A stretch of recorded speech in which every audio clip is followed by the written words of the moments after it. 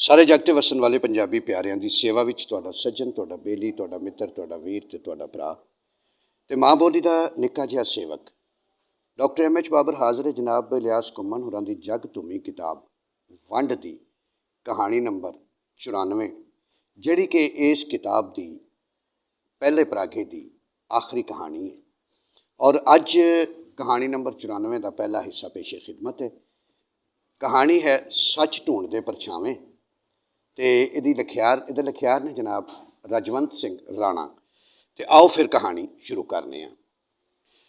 ਪਾਕਿਸਤਾਨ ਬਣਨ ਤੋਂ ਪਹਿਲਾਂ ਦੇ ਮੇਰੇ ਇੱਕ ਦੋਸਤ ਸਨ ਡਾਕਟਰ ਜਸਵੰਤ ਸਿੰਘ, ਕੁਦਰਤੀ ਇਲਾਜ ਦੇ ਮੁਆਲਿਜ, ਕਾਲਾ ਜ਼ਿਲ੍ਹਾ ਜੇਹਲਮ ਦੇ ਰਹਿਣ ਵਾਲੇ ਸਨ।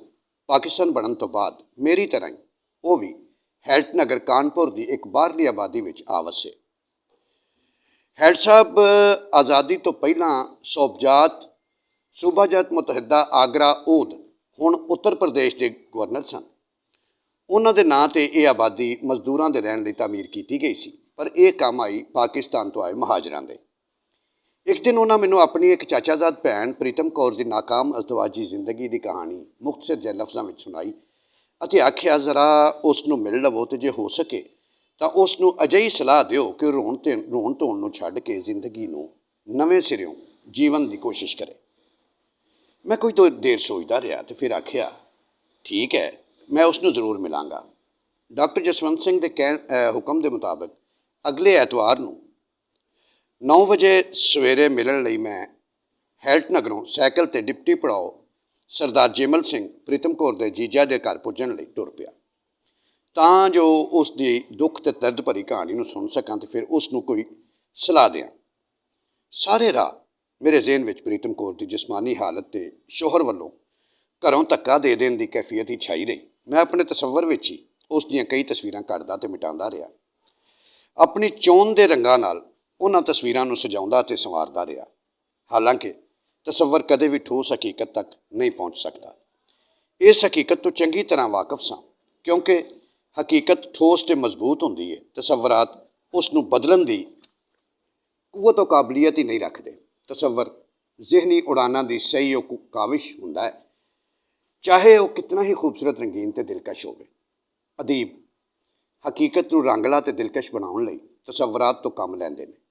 ਉਹ ਇੱਕ ਅਜਿਹੀ ਦੁਨੀਆ ਨੂੰ ਪੈਦਾ ਕਰਨ ਦੀ ਤਾਕਤ ਰੱਖਦੇ ਨੇ ਜਿਹੜੀ ਸਾਡੇ ਚੌਹਾਂ ਪਾਸੇ ਖਿਲਰੀ ਦੁਨੀਆ ਤੋਂ 90% ਤੱਕ ਆਪਣੀ ਵੱਖਰੀ ਤੇ ਦਿਲਕਸ਼ ਹੈਸੀਅਤ ਰੱਖਦੀ ਹੈ। ਲੁਤਫ ਤੇ ਮਜ਼ੇ ਨਾਲ ਇਨਸਾਨੀ ਜ਼ਿਹਨ ਨੂੰ ਖੁਸ਼ਬੂਦਾਰ ਬਣਾਉਂਦੀ ਹੈ ਤੇ ਉਹ ਇਸੇ ਦੁਨੀਆ ਦਾ ਬਾਸ਼ਿੰਦਾ ਬਣ ਕੇ ਰਹਿ ਜਾਂਦਾ ਹੈ, ਭਾਵੇਂ ਉਸ ਦੀ ਇਹ ਜ਼ਿਹਨੀ ਕੈਫੀਅਤ ਕੁਝ ਹੀ ਪਲਾਂ ਦੀ ਹੋਵੇ। ਡਾਕਟਰ ਜਸਵੰਤ ਸਿੰਘ ਨੇ ਪ੍ਰੀਤਮ ਕੌਰ ਦੀ ਜ਼ਿੰਦਗੀ ਦੇ ਜਿਹੜੇ ਹਾਲਾਤ ਤੋਂ ਮੈਨੂੰ ਜਾਣੂ ਕਰਾਇਆ ਸੀ, ਉਸ ਦੇ ਜਿਸਮਾਨੀ ਖਤੋ ਖਾਲ ਦੀ ਤਸਵੀਰ ਜਿਹੜੀ ਉਹਨਾਂ ਮੇਰੇ ਜ਼ਿਹਨ ਵਿੱਚ ਬਿਠਾਈ ਸੀ, ਸਾਰੀ ਰਾਹ ਉਹੀ ਮੇਰੇ ਜ਼ਿਹਨ 'ਤੇ ਛਾਈ ਰਹੀ ਅਤੇ ਮੈਂ ਉਸੇ ਨੂੰ ਸੰਵਾਰਨੇ ਸਜਾਣੇ ਵਿੱਚ ਲੱਗਾ ਰਿਹਾ। ਲੇਕਿਨ ਆਪਣੇ ਜ਼ਿਹਨ ਦੇ ਜ਼ਰੀਏ ਮੈਂ ਜਿਹੜੀ ਤਸੱਵਰਾਤੀ ਤਸਵੀਰ ਖਿੱਚੀ ਸੀ, ਉਸ ਦੇ ਮੁਤਲਕ ਮੈਂ ਯਕੀਨੀ ਤੌਰ 'ਤੇ ਉਸ ਦੇ ਸੱਚੇ ਹੋਣ ਪਾਰੋਂ ਤਾਂ ਇਤਮਾਦ ਤੇ ਇਤਕਾਦ ਨਾਲ ਤਾਂ ਕੁਝ ਨਹੀਂ ਆਖ ਸਕਦਾ ਕਿ ਇਹ ਤਸਵੀਰ ਹੂ-ਬਹੂ ਪ੍ਰੀਤਮ ਕੌਰ ਦੀ ਅਸਲੀ ਤਸਵੀਰ ਦੇ ਮੁਤਾਬਕ ਹੀ ਹੋਵੇਗੀ। ਜ਼ਿਹਨੀ ਕੈਫੀਅਤ ਦੀ ਉਹਨਾਂ ਗੁੰਝਲਾਂ ਵਿੱਚ ਫਸਿਆ ਹੋਇਆ ਮੈਂ ਸਰਦਾਰ ਜੇਮਲ ਸਿੰਘ ਦੇ ਦਰ ਦੌਲਤ 'ਤੇ ਜਾ ਹਾਜ਼ਰ ਹੋਇਆ। ਸਾਈਕਲ ਇੱਕ ਪਾਸੇ ਰੱਖਿਆ, ਉਸ ਨੂੰ ਜੰਦਰਾ ਜੜਿਆ ਅਤੇ ਕਾਲ ਬੈਲ 'ਤੇ ਸੱਜੇ ਹੱਥ ਦੀ ਪਹਿਲੀ ਉਂਗਲੀ ਰੱਖ ਦਿੱਤੀ ਅਤੇ ਦਰਵਾਜ਼ਾ ਖੁੱਲ੍ਹਣ ਦਾ ਇੰਤਜ਼ਾਰ ਕਰਨ ਲੱਗਾ। ਇੱਕ ਹਸੀਨੋ ਜਮੀਲ ਔਰਤ ਨੇ ਦਰਵਾਜ਼ਾ ਖੋਲ੍ਹਿਆ ਅਤੇ ਪੁੱਛਿਆ, ਕਿਸ ਨੂੰ ਮਿਲਣਾ ਜੇ? ਮੈਂ ਚਿਹਰੇ 'ਤੇ ਮੁਸਕਰਾਹਟ ਖਿਲਾਰਦੇ ਹੋਇਆਂ ਕਿਹਾ, ਤੁਹਾਨੂੰ ਹੀ, ਜੇ ਤੁਸੀਂ ਪ੍ਰੀਤਮ ਕੌਰ ਹੋ। ਮੈਨੂੰ? ਉਸਨੇ ਆਪਣੇ ਸੀਨੇ ਦੀ ਤਰਫ ਸੱਜੇ ਹੱਥ ਨਾਲ ਇਸ਼ਾਰਾ ਕਰਦਿਆਂ ਆਖਿਆ। ਉਸ ਦੇ ਚਿਹਰੇ 'ਤੇ ਹੈਰਾਨੀ ਤੇ ਪਰੇਸ਼ਾਨੀ ਛਾ ਗਈ। ਜੀ ਹਾਂ, ਡਾਕਟਰ ਜਸਵੰਤ ਸਿੰਘ ਨੇ ਤੁਹਾਡੇ ਹੀ ਪਾਸ ਮੈਨੂੰ ਭੇਜਿਆ ਹੈ। ਮੈਂ ਉਸ ਤੋਂ ਵਸਾ ਨਾਲ ਆਖਿਆ, ਕਿਧਰੇ ਤੁਸੀਂ ਉਹਨਾਂ ਦੇ ਦੋਸਤ ਨਾਂ ਯਾਦ ਨਹੀਂ ਆ ਰਿਹਾ ਤਾਂ ਨਹੀਂ? ਉਸਨੇ ਪਰੇਸ਼ਾਨੀ ਨਾਲ ਆਖਿਆ, ਜੀ ਹਾਂ, ਮੈਂ ਉਹੀ ਹਾਂ। ਫਿਰ ਮੈਂ ਪ੍ਰੀਤਮ ਕੌਰ ਕੋਲੋਂ ਪੁੱਛਿਆ ਕਿ ਡਾਕਟਰ ਸਾਹਿਬ ਆ ਗਏ ਨੇ? ਉਹਨਾਂ ਮੇਰੇ ਤੋਂ ਪਹਿਲਾਂ ਇੱਥੇ ਪੁੱਜਣ ਦਾ ਇਕਰਾਰ ਕੀਤਾ ਸੀ। ਉਹ ਤਾਂ ਅਜੇ ਨਹੀਂ ਆਏ, ਆਉਂਦੇ ਹੀ ਹੋਣਗੇ। ਤੁਸੀਂ ਅੰਦਰ 'ਤੇ ਆਓ। ਆਖਦਿਆਂ ਹੋਇਆਂ ਉਹ ਦਰਵਾਜ਼ੇ ਦੇ ਸਾਹਮਣਿਓਂ ਇੱਕ ਪਾਸੇ ਹੋ ਗਈ। ਮੈਂ ਸਰਦਲ ਟੱਪੀ ਅਤੇ ਉਸ ਦਰਵਾਜ਼ਾ ਫਿਰ ਪਹਿਲੇ ਤਰ੍ਹਾਂ ਹੀ ਬੰਦ ਕਰ ਦਿੱਤਾ ਅਤੇ ਅੱਗੇ ਤੁਰਦੀ ਹੋਈ ਮੈਨੂੰ ਬੈਠਕ ਤੱਕ ਲੈ ਆਈ ਅਤੇ ਇੱਕ ਕੁਰਸੀ ਵੱਲ ਇਸ਼ਾਰਾ ਕਰਕੇ ਆਖਿਆ, ਬੈਠੀਏ। ਮੈਂ ਬਗੈਰ ਕਿਸੇ ਚੂੰ ਚਰਾਂ ਦੇ ਬਹਿ ਗਿਆ। ਉਸੇ ਵੇਲੇ ਇੱਕ 5 ਕੁ ਸਾਲਾਂ ਦੀ ਗੋਲ ਮਟੋਲ ਗੋਰੀ ਚਿੱਟੀ ਗੁੱਡੀ ਦੀ ਤਰ੍ਹਾਂ ਸੱਜੀ ਸੰਵਰੀ ਕੁੜੀ ਨੱਚਦੀ ਟੱਪਦੀ ਬੈਠਕ ਵਿੱਚ ਆਈ ਤੇ ਮੈਨੂੰ ਵੇਖ ਕੇ ਪਹਿਲਾਂ ਸ਼ਰਮਾ ਗਈ ਤੇ ਫਿਰ ਬਾਹਰ ਭੱਜਣ ਲੱਗੀ ਤਾਂ ਪ੍ਰੀਤਮ ਕੌਰ ਨੇ ਉਸ ਨੂੰ ਬਾਹੋਂ ਫੜ ਲਿਆ ਤੇ ਬੋਲੀ, ਬੇਲੀ ਬਬਲੀ, ਇਹੀ ਉਹ ਅੰਕਲ ਨੇ ਜਿਨ੍ਹਾਂ ਦੇ ਆਉਣ ਬਾਰੇ ਮੈਂ ਤੈਨੂੰ ਦੱਸਿਆ ਸੀ। ਚੰਗੀ ਬੇਟੀ ਦੀ ਤਰ੍ਹਾਂ ਅੰਕਲ ਨੂੰ ਨਮਸਕਾਰ ਕਰ। ਇਸ ਤਰ੍ਹਾਂ ਚੁੱਪ ਖਲੋਣਾ ਤਾਂ ਚੰਗੀ ਗੱਲ ਨਹੀਂ। ਬਬਲੀ ਦਾ ਚਿਹਰਾ ਲਾਜ ਤੇ ਝਿਜਕ ਭਾਰੋਂ ਲਾਲ ਹੋ ਗਿਆ। ਉਸਨੇ ਚਾਬੀ ਵਾਲੇ ਖਿਡੌਣੇ ਦੀ ਤਰ੍ਹਾਂ ਹੱਥ ਜੋੜ ਦਿੱਤੇ ਪਰ ਮੂੰਹੋਂ ਕੁਝ ਨਾ ਬੋਲੀ। ਮੈਂ ਵੀ ਉਸ ਦੀ ਨਕਲ ਕਰਦਿਆਂ ਦੋਵੇਂ ਹੱਥ ਜੋੜੇ ਤੇ ਜ਼ਰਾ ਕੁ ਉਗਾਂਹ ਵੱਧ ਕੇ ਉਸ ਨੂੰ ਪਿਆਰ ਕੀਤਾ। ਉਹ ਵੀ ਪ੍ਰੀਤਮ ਕੌਰ ਨਾਲ ਜੁੜ ਕੇ ਬੈਠ ਗਈ। ਪ੍ਰੀਤਮ ਕੌਰ ਨੇ ਮੈਨੂੰ ਦੱਸਿਆ ਕਿ ਬਬਲੀ ਸਰਦਾਰ ਜੇਮਲ ਸਿੰਘ ਦੀ ਇਕਲੌਤੀ ਧੀ ਹੈ ਤੇ ਮੇਰੀ ਭਣੇਵੀਂ ਹੈ। ਪ੍ਰੀਤਮ ਕੌਰ ਨੇ ਜ਼ਰਾ ਕੁ ਮੁਸਕਰਾ ਕੇ ਮੈਨੂੰ ਫਿਰ ਦੱਸਿਆ ਕਿ ਭਰਾ ਜੀ ਨੇ ਮੈਨੂੰ ਤੁਹਾਡੇ ਬਾਰੇ ਕਾਫੀ ਕੁਝ ਜਾਣਕਾਰੀ ਪਹਿਲਾਂ ਹੀ ਦੇ ਦਿੱਤੀ ਹੈ। ਉਸ ਦੀ ਗੱਲ ਨੂੰ ਵਿੱਚੋਂ ਹੀ ਟੋਕ ਕੇ ਮੈਂ ਸਵਾਲ ਕੀਤਾ, ਮੇਰੀ ਜਾਣਕਾਰੀ? ਮੈਂ ਕੁਝ ਸਮਝਿਆ ਨਹੀਂ। ਫਿਰ ਮੈਂ ਬਗੈਰ ਰੁਕਿਆ ਆਖਿਆ, ਬੜੀ ਅਜੀਬ ਗੱਲ ਹੈ। ਮੇਰਾ ਤੇ ਅਜਿਹਾ ਕੋਈ ਮਸਲਾ ਨਹੀਂ ਜਿਸ ਬਾਰੇ ਮੈਨੂੰ ਤੁਹਾਡੇ ਕੋਲ ਆਉਣ ਦੀ ਲੋੜ ਹੁੰਦੀ। ਆਖਦੇ ਹੋਇਆਂ ਹੈਰਾਨੀ ਨਾਲ ਮੈਂ ਉਸ ਦੇ ਚਿਹਰੇ ਵੱਲ ਵੇਖਿਆ। ਉਹ ਕੁਝ ਪਰੇਸ਼ਾਨ ਹੋ ਗਈ ਪਰ ਕੁਝ ਹੀ ਪਲਾਂ ਵਿੱਚ ਸਹਿਜ ਹੋ ਕੇ ਉਸਨੇ ਆਖਿਆ, ਮੈਂ ਜਾਣਦੀ ਹਾਂ ਕਿ ਮਸਲਾ ਤੁਹਾਡਾ ਨਹੀਂ, ਮੇਰਾ ਹੈ। ਮੈਨੂੰ ਵੀ ਡਾਕਟਰ ਸਾਹਿਬ ਨੇ ਤੁਹਾਡੇ ਬਾਰੇ ਮੁਖਤਸਰ ਜਿਹੀ ਜਾਣਕਾਰੀ ਦਿੱਤੀ ਸੀ, ਲੇਕਿਨ ਮੈਂ ਉਹਨਾਂ ਨੂੰ ਸਾਫ਼-ਸਾਫ਼ ਆਖ ਦਿੱਤਾ ਸੀ ਕਿ ਮੈਂ ਰੂਹਾਂ ਦੀ ਦੁਨੀਆ ਦਾ ਜਾਣਕਾਰ ਨਹੀਂ ਹਾਂ। ਇਸ ਧਰਤੀ ਦਾ ਅੰਨ ਖਾਣ ਵਾਲਾ ਕੀੜਾ, ਇਸ ਵਾਸਤੇ ਸਾਰੀ ਗੱਲ ਜਾਣੇ ਬਿਨਾਂ ਕੋਈ ਸਲਾਹ ਮਸ਼ਵਰਾ ਨਹੀਂ ਦੇ ਸਕਦਾ। ਪਰ ਉਹਨਾਂ ਮੇਰੀ ਇੱਕ ਨਹੀਂ ਸੁਣੀ ਤੇ ਮੈਨੂੰ ਤੁਹਾਡੇ ਕੋਲ ਆਉਣ ਤੇ ਮਜਬੂਰ ਕਰ ਦਿੱਤਾ। ਆਖ ਕੇ ਮੈਂ ਆਪਣੀ ਹੈਸੀਅਤ ਨੂੰ ਸਾਫ਼ ਕੀਤਾ। ਮੈਨੂੰ ਇਹ ਤਸਲੀਮ ਕਰਨ ਵਿੱਚ ਕੋਈ ਝਿਜਕ ਜਾਂ ਸ਼ਰਮ ਨਹੀਂ ਹੈ ਕਿ ਡਾਕਟਰ ਸਾਹਿਬ ਦੀ ਦਿੱਤੀ ਹੋਈ ਜਾਣਕਾਰੀ ਦੀ ਬੁਨਿਆਦ 'ਤੇ ਜਿਸ ਸ਼ਕਲ ਸੂਰਤ ਖਤੋ ਖਾਲ ਦੀ ਤਸਵੀਰ ਆਪਣੇ ਜ਼ਿਹਨ ਵਿੱਚ ਤਖਲੀਕ ਕਰ ਰੱਖੀ ਸੀ, ਉਸ ਦੇ ਮੁਕਾਬਲੇ ਵਿੱਚ ਪ੍ਰੀਤਮ ਕੌਰ ਲਾਸਾਨੀ ਹੁਸਨ ਜਮਾਲ ਦਾ ਇੱਕ ਮੁਜੱਸਮਾ ਸੀ। ਮੈਨੂੰ ਆਪਣੀ ਅਕਲ ਦੇ ਦੀਵਾਲੀਆ ਹੋਣ ਦਾ ਅਹਿਸਾਸ ਬੁਰੀ ਤਰ੍ਹਾਂ ਖਾ ਰਿਹਾ ਸੀ। ਸ਼ਾਦੀ ਦੇ ਬਾਅਦ ਕੁਝ ਹੀ ਦਿਨਾਂ ਪਿੱਛੋਂ ਉਸ ਦੇ ਸ਼ੋਹਰ ਨੇ ਉਹਨੂੰ ਉਹਦੇ ਪੇਕੇ ਭੇਜ ਦਿੱਤਾ ਸੀ ਤੇ ਫਿਰ ਉਸ ਦੀ ਬਾਤ ਨਹੀਂ ਪੁੱਛੀ ਸੀ। ਉਸ ਦਿਨ ਤੋਂ ਹੀ ਉਹ ਆਪਣੇ ਮਾਂ-ਬਾਪ ਦੇ ਕੋਲ ਰਹਿਣ ਤੇ ਮਜਬੂਰ ਸੀ। ਉਸ ਨੂੰ ਉਹਨਾਂ ਪਾਸ ਰਹਿੰਦਿਆਂ ਸਾਲ ਦੇ ਲਗਭਗ ਹੋ ਗਿਆ ਸੀ। ਉਸ ਦੀਆਂ 2 ਵੱਡੀਆਂ ਭੈਣਾਂ ਤੇ ਇੱਕ ਛੋਟੀ ਭੈਣ ਸੀ। ਇੱਕ ਵੱਡਾ ਭਰਾ ਦਰਸ਼ਨ ਸਿੰਘ ਸੀ ਤੇ ਉਹ ਸ਼ਾਦੀशुदा ਸੀ। ਉਸ ਦਾ ਛੋਟਾ ਭਰਾ ਸੁਰਜੀਤ ਅਜੇ ਕੁਆਰਾ ਹੀ ਸੀ। ਛੋਟੀ ਭੈਣ ਸੀਤਾ ਦੀ ਮੰਗਣੀ ਹੋ ਚੁੱਕੀ ਸੀ ਪਰ ਅਜੇ ਤੱਕ ਉਹ ਗੈਰ ਸ਼ਾਦੀशुदा ਸੀ। ਸ਼ਾਦੀ ਤੋਂ ਪਹਿਲਾਂ ਹੀ ਉਸਨੇ ਮੈਟ੍ਰਿਕ ਪਾਸ ਕੀਤਾ ਹੋਇਆ ਸੀ ਤੇ ਸ਼ਾਦੀ ਤੋਂ ਬਾਅਦ ਉਹਨੇ ਗਿਆਨੀ ਯਾਨੀ ਆਨਰ ਇਨ ਪੰਜਾਬੀ ਦਾ ਇਮਤਿਹਾਨ ਵੀ ਪਾਸ ਕਰ ਲਿਆ ਸੀ। ਮੁਲਕ ਦੀ ਵੰਡ ਤੋਂ ਪਹਿਲਾਂ ਉਹ ਲੈਲਪੁਰ ਦੇ ਰਹਿੰਦੇ ਸਨ ਤੇ ਹੁਣ ਉਹ ਕਾਨਪੁਰ ਆ ਵਸੇ ਸਨ। ਸ਼ੋਹਰ ਤੋਂ ਵੱਖ ਹੋਣ ਦਾ ਸਬਬ ਜਾਣੇ ਬਗੈਰ ਹੀ ਮੈਂ ਉਸ ਦਾ ਹਮਦਰਦ ਬਣ ਚੁੱਕਿਆ ਸਾਂ ਤੇ ਉਸ ਜਜ਼ਬੇ ਦੇ ਤਹਿਤ ਹੀ ਮੈਂ ਉਸ ਦੇ ਕੋਲ ਆਇਆ ਸਾਂ। ਪ੍ਰੀਤਮ ਕੌਰ ਨੂੰ ਮਿਲਣ ਤੋਂ ਪਹਿਲਾਂ ਮੇਰਾ ਖਿਆਲ ਸੀ ਕਿ ਉਹ ਆਮ ਜਿਹੀ ਸ਼ਕਲੋ ਸੂਰਤ ਤੇ ਖਤੋ ਖਾਲ ਦੀ ਨੌਜਵਾਨ ਲੜਕੀ ਹੋਵੇਗੀ। ਉਸ ਦਾ ਕੱਦ ਕਾਠ ਵੀ ਆਮ ਔਰਤਾਂ ਵਰਗਾ ਹੋਵੇਗਾ। ਉਸ ਦੇ ਸ਼ੋਹਰ ਨੇ ਅਲੜ ਤੇ ਨਾ ਤਜਰਬਾਕਾਰ ਨੌਜਵਾਨਾਂ ਦੀ ਤਰ੍ਹਾਂ ਜੋ ਸਿਰਫ ਸੂਰਤ ਦੇ ਗੁਲਾਮ ਹੁੰਦੇ ਨੇ ਤੇ ਸੀਰਤ ਨਾਲ ਬਹੁਤ ਘੱਟ ਵਾਸਤਾ ਰੱਖਦੇ ਨੇ, ਸੂਰਤ ਔਰ ਸੀਰਤ ਨੂੰ ਨਜ਼ਰਅੰਦਾਜ਼ ਕਰਕੇ ਪੇਕੇ ਘਰ ਭੇਜ ਦਿੱਤਾ ਹੋਵੇਗਾ, ਕਿਉਂਕਿ ਉਹਨਾਂ ਦੋਹਾਂ ਦੀ ਇਜ਼ਦਵਾਜੀ ਜ਼ਿੰਦਗੀ ਦਾ ਅਰਸਾ ਸਿਰਫ ਹਫ਼ਤਾ ਕੁ ਹੀ ਰਿਹਾ ਸੀ। ਜਦ ਮੈਂ ਪ੍ਰੀਤਮ ਕੌਰ ਦੇ ਰੂਬਰੂ ਹੋਇਆ ਤਾਂ ਮੈਨੂੰ ਆਪਣੀ ਸੋਚ ਤੇ ਖਿਆਲ ਤੇ ਰੋਣਾ ਆ ਗਿਆ।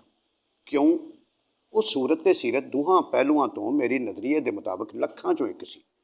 ਉਸ ਦਾ ਗੋਲ ਚਿਹਰਾ, ਸੁਤਵਾਂ ਨੱਕ, ਚਮਕਦੀਆਂ ਨੀਲੀਆਂ ਤੇ ਡੂੰਘੀਆਂ ਝੀਲਾਂ ਜਿਹੀਆਂ ਅੱਖਾਂ, ਕਮਾਨ ਵਰਗੇ ਪਰਵੱਟੇ, ਚੌੜਾ ਮੱਥਾ, ਸੁਰਾਹੀਦਾਰ ਗਰਦਨ, ਅਕਹਿਰਾ ਜਿਸਮ, ਪਤਲੀ ਕਮਰ, ਸਭ ਕੁਝ ਤਾਂ ਕਿਸੇ ਵੀ ਜਵਾਨ ਮਰਦ ਨੂੰ ਮੁਤਾਸਰ ਕਰਨ ਵਾਸਤੇ ਉਸ ਕੋਲ ਮੌਜੂਦ ਸੀ।